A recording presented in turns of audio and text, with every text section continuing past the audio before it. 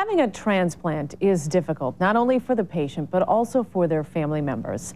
The Restoring Hope Transplant House wants to be a home away from home for patients who are in the Madison area for organ, bone marrow, or other transplants. And joining us today is Cindy Herbst with the Restoring Hope Transplant House. Cindy, thanks so much for being here today. Thanks for having us. You have been an incredibly high-profile project within our community. You've gotten the support of UW head football coach Brett Bielema.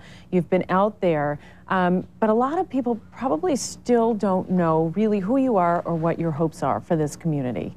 Explain. You're right.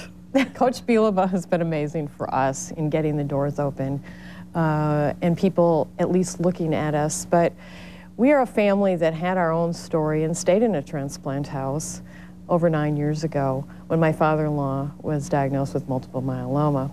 And we, like everyone else, doesn't know what transplant means until it hits your family head on. But in a previous position, I had been with people that had had bone marrow transplants, stem cell transplants, organ transplants, and you've overlooked the fact that right here in our own backyard, we've got a world-class, hospital in UW hospital and clinics, and we overlook it, and they're doing miraculous things there every day. So a lot of people are coming in from anywhere, and any sort of a transplant typically requires, not only for the patient but the family, a really lengthy stay. And often there are hotels that are providing great services for these families in the community, but you know the importance of having a place that literally is like their own home for them to stay at, for someone to look after them, care for them, give them a resource. And that's what Restoring Hope is about, right? Yes, and we've done a little bit more homework than that. We know that they have special needs. We know that they need HEPA filtering. We know that we don't have to be a medical facility, but at the same time, what do they need? And so we've looked at all of those things so that they can be in community, they can cook together, they can do laundry together, they can encourage each other.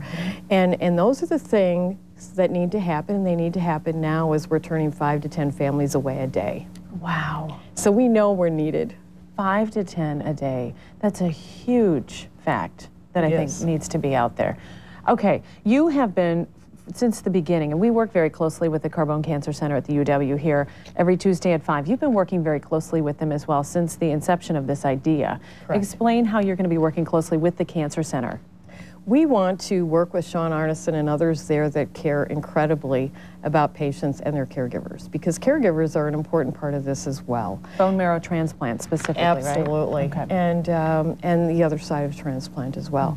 And I think that it's really important for us to get those folks that need the most care, that are more financially strapped than others, that going home is an impossibility because they just can't afford to go back and forth. Yeah. And so that's, the home we're trying to give them. Okay, I know you've got a ways to go yet before you reach your goal. We've been showing pictures of the house. If folks would like to learn more about Restoring Hope, how it's going to have an impact on this community, or how they might help, we're going to have a link on our web channel, NBC15.com. Just click on news links. Cindy, we look forward to following the progress of Restoring Hope Transplant House. It's a beautiful home in the heart of Middleton, and we really appreciate your time out here today. Thank you so much. Thank you. You bet.